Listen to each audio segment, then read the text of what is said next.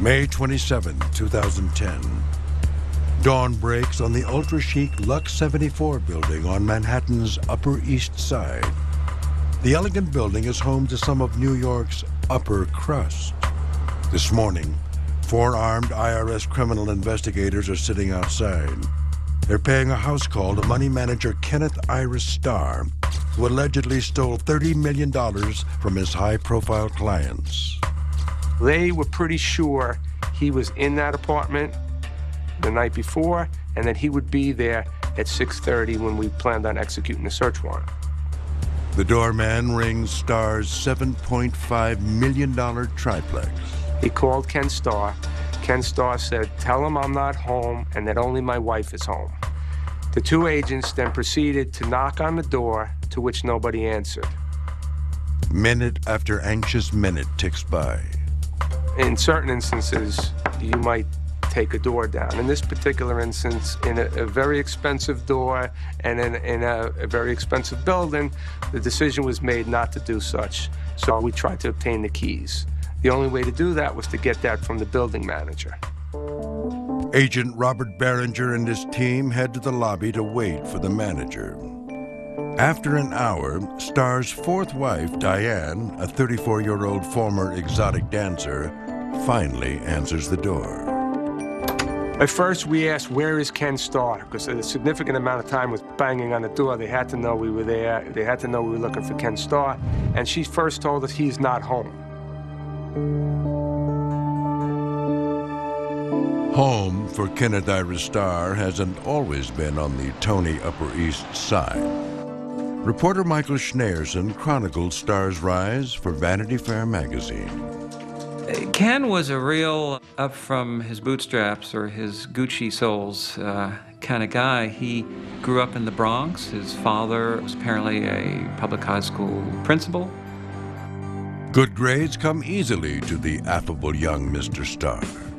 Apparently, Ken graduated from high school at about the age of 15, went right on to college, and then got a degree in accounting, and certainly by 20 or 21 was set up in business.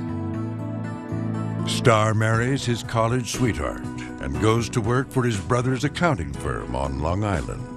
His ambitions were probably fairly humble in a way. He just wanted to be the best accountant he could be, and then to extend that by going to New York University Law School and becoming a tax attorney, which certainly helped him get clients. But it was all still on a very modest level until he met Paul Mellon.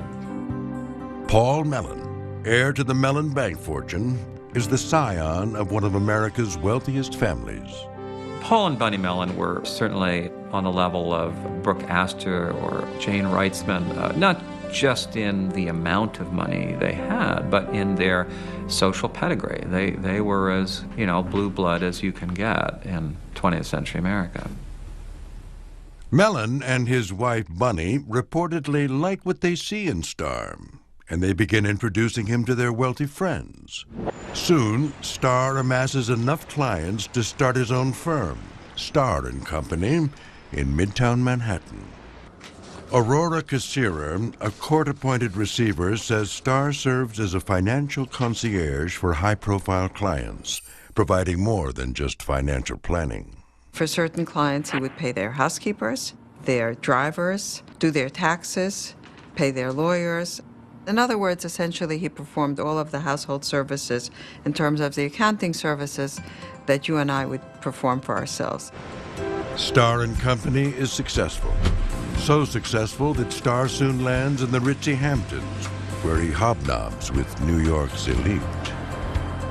Diane Sawyer, Mike Nichols, Peter Stone, a librettist who did the musical in 1776. All these people knew each other, and once one of them was charmed into going along with Ken, so did the others. They all just fell like dominoes. One of those dominoes is auto executive Arthur Stanton. Arthur Stanton was a very resourceful entrepreneur who brought the Volkswagen Beetle over from Europe after World War II and started various distributorships here, became very wealthy, had a fortune of perhaps $70 million. Arthur Stanton is married to actress Joan Stanton, the first voice of Lois Lane on the Superman radio show. Her daughter, Jane Stanton Hitchcock, recounts her fairy tale childhood. They were such a glamorous couple, and they had this amazing circle of friends. I mean, I went to parties with people like Mike Nichols, Neil Simon, William Styron, Dick Avedon. Leonard Bernstein conducted Happy Birthday to me at a party when I was 21. The Stantons lead a charmed life, and Ken Starr is desperate to join their cast of confidants. Next on American Greed, see how Starr gets his hands on the Stanton family fortune. My mom was the first Lois Lane on radio. I think she thought Ken Starr was Superman, and he turned out to be Lex Luthor. By 1987, the glitterati are flocking to money manager Kenneth Ira Starr. These artsy people were very confident in one sense about their success, what they'd done in the arts, but they were very insecure about money.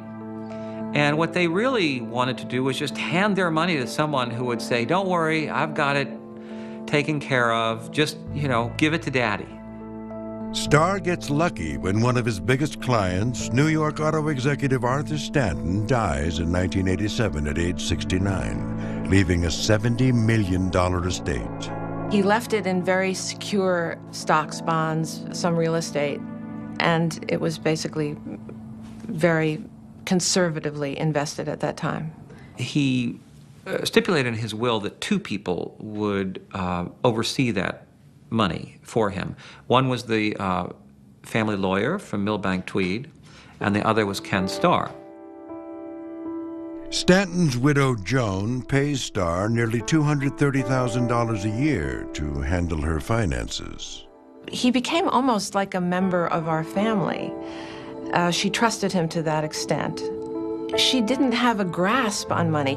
Like many, many artistic people, and like many of Ken's clients, they wanted to do their own thing and know that everything was okay.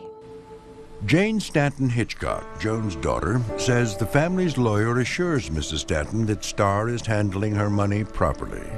I remember going to meetings with Ken to financial institutions where they discussed how they would like to distribute her portfolios and manage her money. And gradually, Ken began to sort of change in his attitude towards me, and I was not included on any of those meetings anymore. Starr diabolically begins to push Jane out of the picture, and she senses something sinister about him. Starr knows that Mrs. Stanton is an easy target, that he can help himself to the $70 million estate if he can just get her meddling kids out of the picture. He began to isolate her from me, saying we didn't know anything about money and we were really not to be trusted in terms of money, that he was the only one who truly cared for her. And to other A-listers, Starr can do no wrong. John Connolly, a friend of Starr's and a Vanity Fair contributor, says that by 1991, Starr cements his reputation as a conscientious money manager. When he would meet people, it would be very hard not to like Ken Starr. He came recommended to you as being a good money manager. Well, you just embrace him. Fraud investigators call that like the halo effect, like this guy is the guy. Then, in 1998, the Stanton family attorney quits, leaving Starr to manage the estate unchecked. And their daughter's suspicions are about to come true. When he left, there was one pair of eyes on that statement, and it was a wolf's eyes. By 1998, Wall Street is riding high on a fourth straight year of record gains. The economy booms. More celebrities look to Ken Starr for financial guidance. Everyone from Vanity Fair photographer Amy Leibovitz to writer Art Buchwald, Lauren Bacall. The names just went on, and Ken was very good at working those networks. Starr begins to invest in risky startup companies and funds, which he touts as sure bets to clients like Mrs. Stanton. She would often just receive packages and be told to sign here. And of course, she only looked at the bottom line of all her statements. Starr surreptitiously takes the Stanton estate's money and uses it to curry favor with his high-profile friends. If he wanted a client and the client said, oh, I'm thinking of doing this project or this movie or whatever, Ken would say, I can get you $1 million for that, or $500,000, or $2 million. And then he would just use my mother's money as a piggy bank. It's a devious pattern that repeats itself time and again. Starr uses one client's account to fund another client's project. One of the most notorious examples is the faltering restaurant chain Planet Hollywood, founded by movie producer and star friend Keith Barish, and backed by celebrities like Bruce Willis, Arnold Schwarzenegger, and Kenneth Starr client Sylvester Stallone. It was not a good time to own the stock. And by trying to keep people in stock, it's what you do is you try to support a stock artificially. If the price of stock is going down, it's going down for a reason usually. And the reason was that the company was in trouble. Starr advises Stallone to leave his $10 million investment alone. But Sly gets wise. Ken had advised him to hang on to all his stock in this publicly traded Planet Hollywood chain, while hearing from another side that Keith Barish was quietly selling all of his stock. In 2002, Stallone sues Starr for $7.3 million in damages. Stallone and Starr ultimately settled out of court, but to preserve his reputation, Starr spins it that Stallone is an unsophisticated investor. Starr's position with Stallone was Stallone just, got in over his head, and now he's crying foul, but Stallone wasn't a victim. I think Stallone was victimized by Ken Starr, and it was an early sign that you should watch this person, and people don't follow these warning signs. By now, Ken Starr, desperate for his own fame and fortune, is using his client's money to climb the social ladder. When American Greed returns, Starr meets the woman of his dreams, and he spares no expense to land her. With Diane, he became something else again, sort of a slick, slightly cheesy older guy with a much younger woman, and his clients were sort of scratching their heads saying, who is Ken Starr, really? In 2002, Kenneth Ira Starr, money manager to entertainment A-listers, has just emerged from a highly publicized legal battle with Sylvester Stallone. Ken Starr fits the profile of the quintessential con man. Ken Starr is perfectly cast. If this were a movie, you could pick Ken Starr with his trappings, put him into the role, and not really have to do much. While that may be obvious in hindsight, some clients are only beginning to catch on to Ken Starr, like widow Joan Stanton's caretaker, Jem Fennell.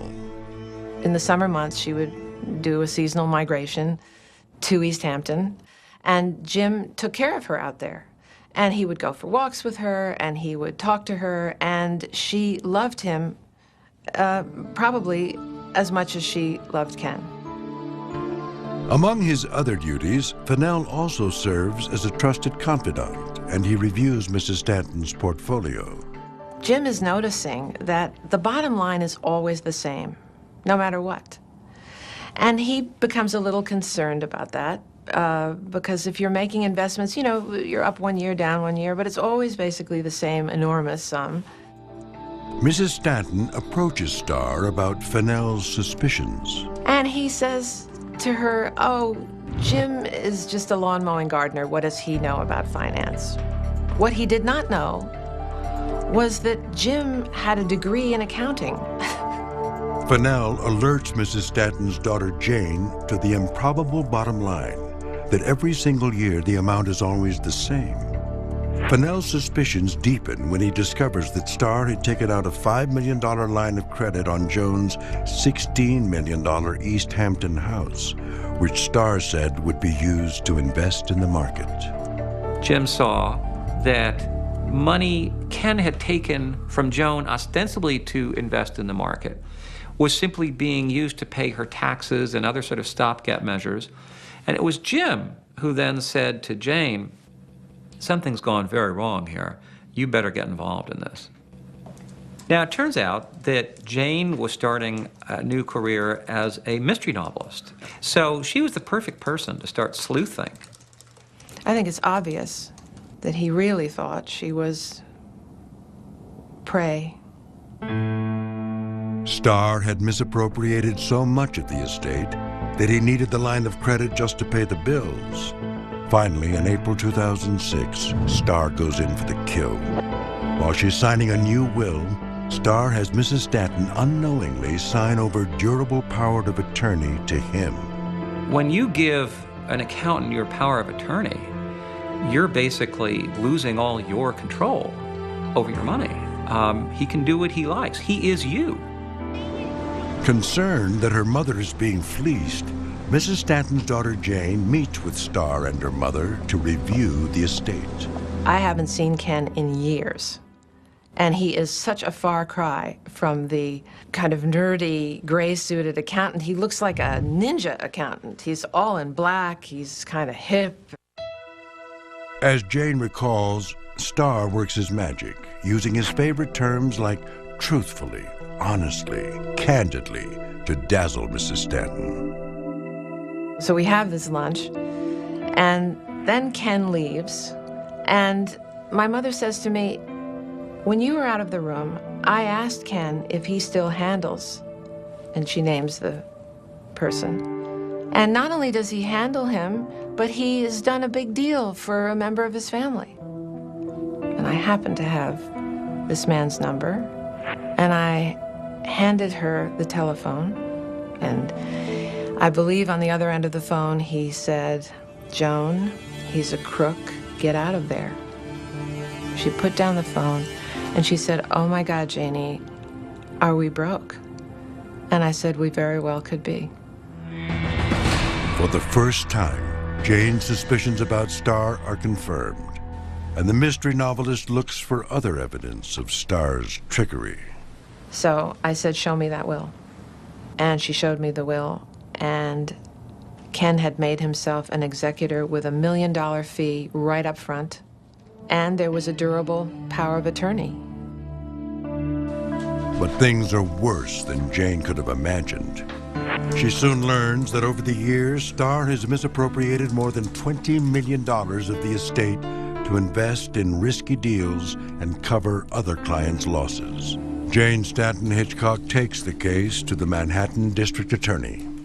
Jane is totally a heroine of this story because she sensed early on that Ken was either misusing or embezzling her mother's money. And she kept on the case for years. I wrote a book called Social Crimes about a woman who loses all her money and gets revenge. Little did I know I would be writing about my mother. Meanwhile, Starr's marriage to his third wife and office manager Marissa begins to fail. Marissa was a very spunky and sexy woman who was quite a bit younger than Ken. Unfortunately, she had what seemed to be multiple sclerosis. And when it was confirmed in about 2004, according to her, Ken completely freaked out. It seems Starr has been looking for an out, and with Marissa's illness, he finally finds it. Ken was really backing off from the marriage, although he said he wanted to remain married to her, to just have sort of, separate lives, but still both be parents to their two daughters. Mr. and Mrs. Starr make the unorthodox decision to find him an escort. Together, they pay a visit to Scores, a strip club in Manhattan. He was apparently a man with a very strong libido who was really pretty sex-focused. And he liked pole dancing girls. That was his fantasy. The Starrs meet a 29-year-old stripper named Diane Passage, a rising pole superstar with expensive taste. Starr pursues her with unbridled abandon, and he pays her $1,000 to accompany him to dinner. Ken was obsessed with this young woman, no question about that. But then again, most 67-year-old men are pretty happy to be with 30-something-year-old women, especially somebody who has a history of dancing on a pole. And she danced quite well on a pole. It's not long before Starr decides he prefers Diane's company to his sick wife's, and he pushes Marissa out of the business. He was crazy enough about Diane to take her as his date to all sorts of very fancy functions where his glittering clients would be, and some of them were pretty taken aback. As one later said, you know, when your money manager starts going out with a stripper, that's a tell. On Valentine's Day 2007, Starr seals the deal and slips a massive engagement ring on Diane's finger, despite still being married to Marissa. Ken Starr is a middle-aged, balding individual who is not a movie star, and yet he hangs with movie stars. He travels with movie stars. This gave him a little bit of panache, he thought. And I think he really either loved her or was infatuated with her. Outwardly, Starr seems to be on cloud nine, but looks can be deceiving.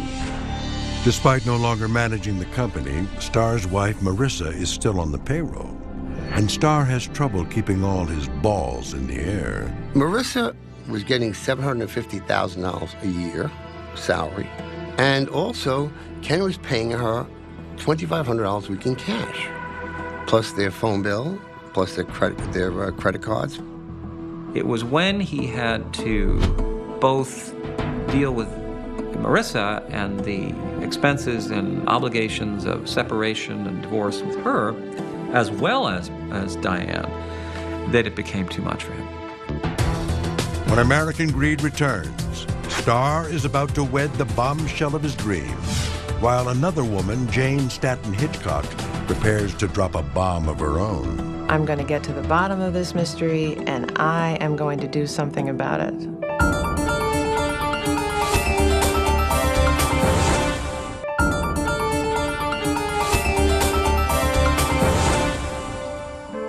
In 2007, New Yorker Kenneth Ira Starr is living large, running a boutique financial management firm for some of America's wealthiest celebrities. Ken Starr ran in the right circles. He had the right credentials. He had all of the appearances of rectitude and propriety, with the exception, perhaps, of marrying a stripper.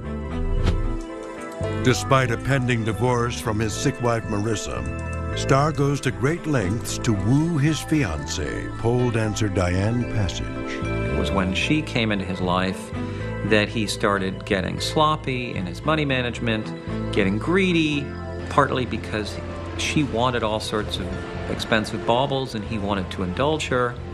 And there's no doubt that it became harder for Ken to keep this whole operation afloat. Before long, Starr's financial carelessness catches up with him. It was around 2006, 2007, that Ken seemed to go into a higher gear of financial, let's call it mismanagement. He started putting clients' money into truly reckless schemes in which he often had a financial interest. By now, it's obvious.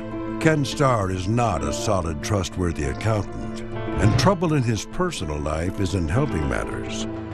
In May, Starr's divorce from his wife and office manager Marissa is finalized, just 2 weeks before his wedding to Diane Passage. And without Marissa to manage Starr and Company, clients' tax returns languish and statements are delayed. Mike Nichols and Diane Sawyer left at that point, and others did too. But Ken was too enamored of Diane to apparently notice. Starr and Diane Passage marry at the Wynn Hotel in Las Vegas on Memorial Day weekend 2007. By now, the Stantons have blocked Starr's access to the estate, and in April 2008, they slap him with a lawsuit accusing him of breach of fiduciary duty. Desperate, Starr needs to find another source to line his pockets, and he turns to the charity circuit. I think Ken Starr trolled those events looking for potential victims. One of those potential victims is famed jeweler to the stars, Jacob the Jeweler Araboff. Criminal defense attorney Benjamin Brafman represents Araboff. Jacob came to the United States from Russia with nothing, very little formal education. He and his wife began a small jewelry company on a bench in someone's booth on 47th Street. And several years later, he turned it into one of the most successful high-end jewelry companies in the world. Starr first meets Araboff and his wife Angela at an event hosted by a wealthy philanthropist back in 2006. And the next day or the day after, actually showed up in Jacob's store on 57th Street and bought a watch for $70,000. Over the next few months, Starr launches a charm offensive, wooing Jacob the Jeweler like his next conquest. He even becomes a regular customer at Jacob & Company, spending more than $400,000 on diamond jewelry.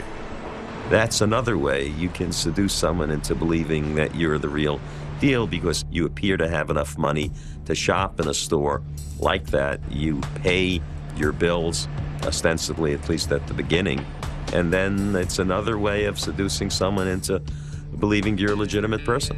But why would Starr go after Jacob the Jeweler, a seemingly successful and savvy businessman? Like so many predators, Starr has a knack for seeing and exploiting weakness, and he knows that Jacob is in some hot water of his own. Jacob had lied to law enforcement during an investigation into a notorious narcotics ring.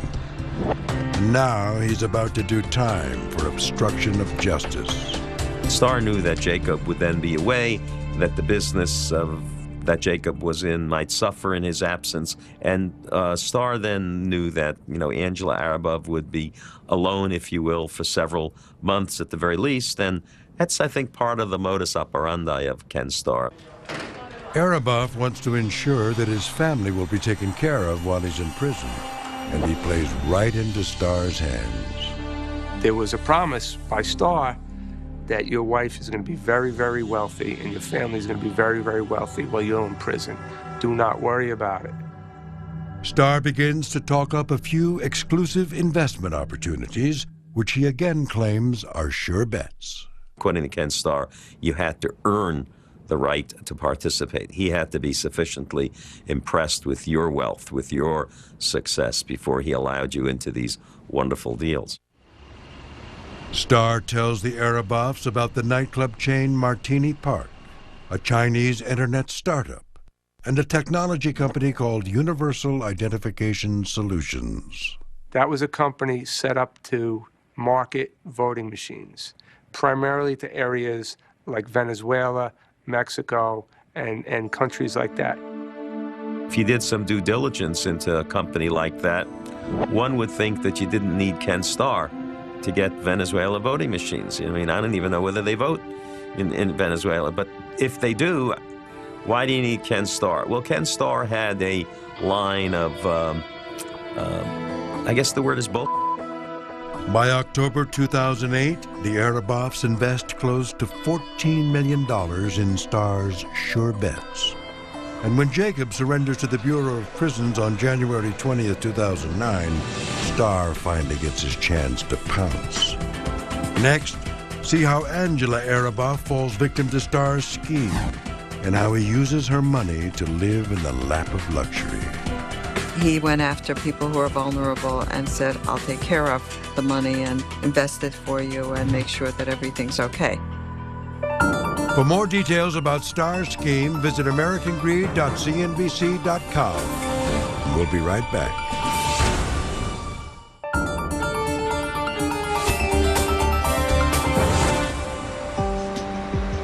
In January 2009, money manager Kenneth Ira Starr is sitting on a gold mine in the fortune of Jacob the Jeweler Araboff and his wife, Angela. The couple invests nearly $14 million with Starr so that Angela can live off the returns while Jacob is in prison for the next year and a half. Ken Starr was promising 5-10 times your initial investment. My philosophy is if it sounds too good to be true, it's generally not true. The con person's spiel, if you will, is if it sounds too good to be true, someone is going to want to believe that it is true. The Arabovs want proof of Starr's performance. And at attorney Benjamin Brafman's direction, Angela requests tax forms called K-1s from these private companies. In certain investments, you would get a K-1, which is basically a report to you of the financial operations of the company. Those are things that should be given to you on a regular basis at tax season. But Starr doesn't deliver the K-1s, nor does he deliver the promised returns to Angela Arabov. Instead, Starr gives her the runaround. She continually pressed him almost on a weekly basis, to the point where he then started saying the Universal deal, which was with voting machines, was about to come due. And there was huge returns for Starr and all of the investors. The excuses became more and more outrageous, and I ultimately convinced Angela Arabov that she had to record some of our calls with Ken Starr because otherwise there would be denial. From Halloween through Thanksgiving 2009, Angela Arabov records dozens of calls with Starr. In those calls, Starr feeds Angela far-fetched excuses that her checks are available, but they can't be deposited, or that Starr needs the government's permission to deposit them. They sounded unbelievable. You couldn't understand how somebody could continue to listen to this type of stuff without interjecting that this is crazy. Without a second thought, Brafman and the Arabovs take the tapes to the U.S. Attorney's Office. The tapes that we provided to the government were powerful evidence that he was locked into lies that he could not explain. The expression I used, which I hope people don't find offensive, is that within a couple of weeks, Ray Charles could have seen that this was a fraud. Soon, the heat starts to come down on Starr. Securities and Exchange Commission investigators come knocking, and Starr's blue blood clients like Bunny Mellon make a run for the door. Bunny Mellon's lawyer demanded $4.3 million back that had been invested, I think, in Martini Park and some of these other sort of crazy enterprises. And the prosecutors allege that in giving that money back, Ken had to then take money from other clients to keep it all rolling. Ken Starr took a lot of that money, and when you trace it, you find that some of that money went to pay back investors whose money he had pilfered, and also went back into buying himself and Diane Passage a $7.5 million apartment. That spectacular apartment is in the exclusive Lux 74 building on East 74th Street on Manhattan's Upper East Side. Realtor Jackie Teplitsky was a listing agent on the unit. It was a triplex. You had a beautiful living room with a great fireplace. You had a large master bedroom or guest bedroom. And then you stepped out to 1,500 square feet of outdoor space that was amazing. It had an indoor lap pool. It had a 1,500 square foot atrium that was surrounded by the buildings behind it and to the side of it. And you were able to look up and see the stars from this atrium. It was an extravagant house. I think he did it because he was afraid of losing face. He told everybody that I know that he was moving into this apartment, and it was Diane's dream apartment. In April 2010, that dream is about to come true for Starr, who quietly siphons $7.5 million in cash from his unsuspecting clients to buy the apartment. Starr had direct control over the clients' bank accounts and personal finances. He basically took money from their accounts, diverted it to 2 attorney trust accounts to make it look legitimate and conceal the nature of the fraud that he was committing. And then from those 2 attorney escrow accounts, he directed that to his personal benefit. After only a month-long investigation, on May 27, 2010, the feds gather enough evidence to serve an arrest warrant for Starr. 4 agents arrive at Starr's condo at 6:30 a.m. When the doorman calls to announce them, Starr tells the doorman to say he's not at home. Rather than take the door down, agents call the building manager to get a key, but it takes him about an hour to get there. You lose the element of surprise that you've knocked on a door, and now an hour later, somebody could be waiting inside. With the key finally in hand, agents give Starr one last chance to open up before they bust in. This time we knocked on the door, fully announcing that we were law enforcement, that we were there to arrest Ken Starr, that somebody had to open up the door. After a few moments, Diane reluctantly answers. When American Greed returns, Diane Passage has a decision to make. Lie to the feds or give up her husband and her cushy lifestyle. And one FBI agent tells her, "Do you ever watch television? You ever see if it's a crime to lie to the FBI? Now I'm going to ask you again. See home?" May 27th, 2010. IRS agents wait impatiently at the door of embattled money manager Ken Starr's luxury Manhattan triplex. Starr's wife, Diane, must decide either to lie to the feds or give up her husband, knowing her life will never be the same. She is trying to say to the feds, "I don't know where he is." And then the officer says, "Well, you know, if you don't tell us, you're an accomplice." And then she points up and says he's there. I mean, love has its limits. Agent Robert Berenger and his team burst into the apartment. We knew our focus was to go upstairs, especially when we knew he was there. We circled around once or twice looking through closets and things. We really didn't see him. Agents try to search every inch of the massive unit, but it's nearly impossible. And on the first go-around, Starr is nowhere to be found. There was a second sweep, which appeared to be a bedroom closet, to which one of the younger agents noticed shoes with legs attached to them behind clothing. When you initially opened the closet, you couldn't actually notice that area. You had to open it and look inside to see the other area that was more hidden. So at that point, our biggest guy pulled him out of the closet and placed him under arrest.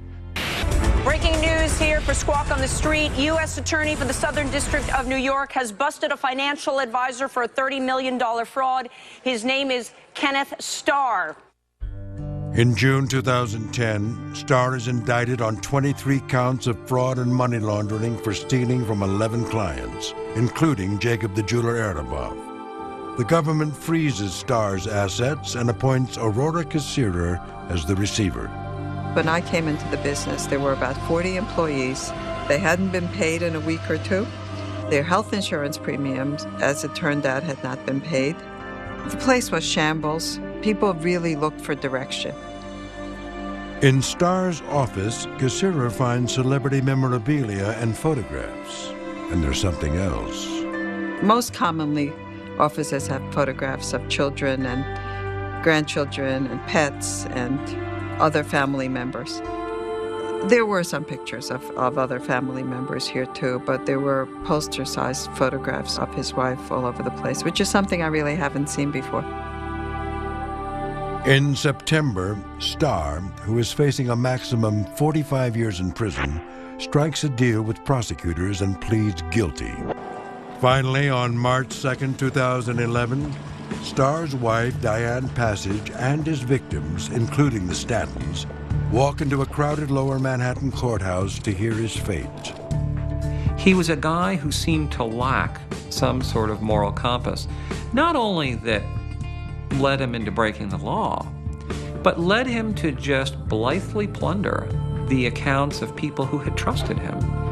Judge Shira Scheindlin sentences Starr to 7.5 years in prison, with 3 years supervised release, well below the recommended guidelines. He's ordered to pay $30.1 million of the $33 million he stole in restitution. The judge thought that this was not characteristic of Starr, that there was many charitable deeds that he did, and she thought that the marriage to his fourth wife was partly responsible for him to go astray. I believe the term she used was infatuation. In the end, Starr desperately moved his client's cash from one account to another, making the receiver's job nearly impossible. I cannot imagine the pressure he must have been under, taking from Peter to pay Paul, to pay Mary, to pay Joan, to pay this one. I mean, I don't know how he did it. I think Jacob and Angela will get back a fair amount of their investment, not a substantial portion, and they'll never be made whole. But I think they'll ultimately get back at least several $1 million, and they would have gotten zero back if they did not act. As for Diane Passage, she files for divorce from Starr in July 2011, and the government seizes their $7.5 million condo. Now the former stripper has downsized to a Times Square pied-à-terre.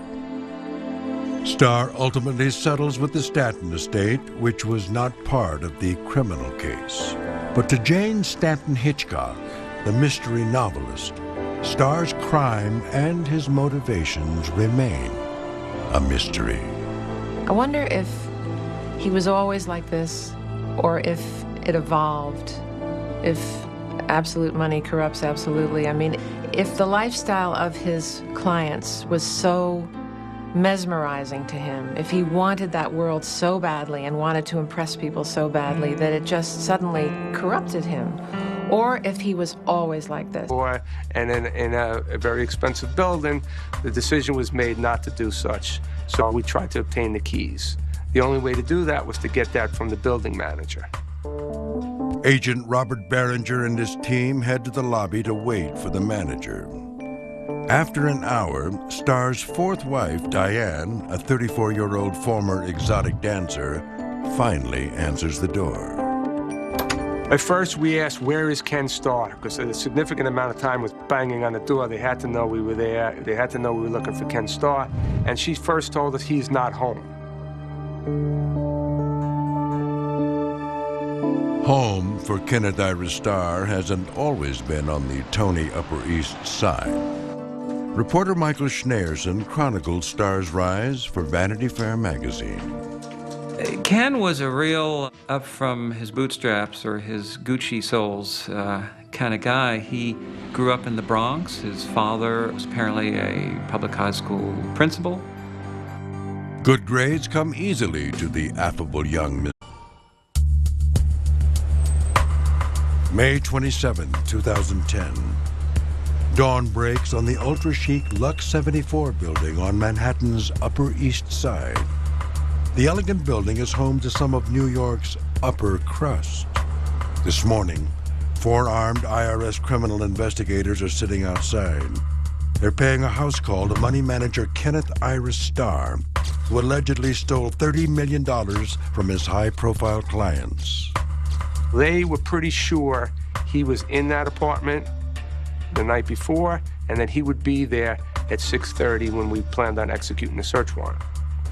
The doorman rings Starr's $7.5 million triplex. He called Ken Starr. Ken Starr said, tell him I'm not home and that only my wife is home. The 2 agents then proceeded to knock on the door, to which nobody answered. Minute after anxious minute ticks by.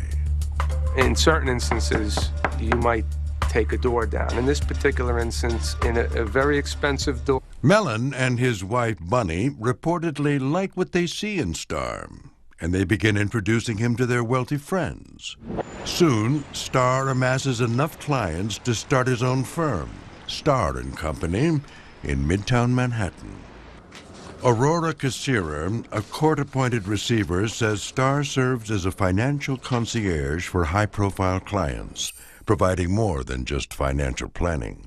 For certain clients, he would pay their housekeepers, their drivers, do their taxes, pay their lawyers.